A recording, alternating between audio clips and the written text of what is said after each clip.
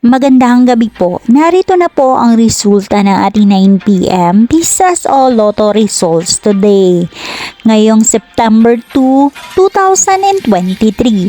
At para po sa draw natin ngayon ay ang Grand Lotto 655, ang National Lotto 642, ang 6D Lotto, ang 3D Lotto at ang 2D Lotto. Para po sa mga bagong nanonood, huwag niyo pong kakalimutang mag-subscribe sa aking channel at pahit na din po ako ng notification bell para updated po kayo lagi sa aking mga bagong upload. At para naman po sa update ng ating Lotto winners, ipinopost ko po siya under our comment section. Maraming salamat po.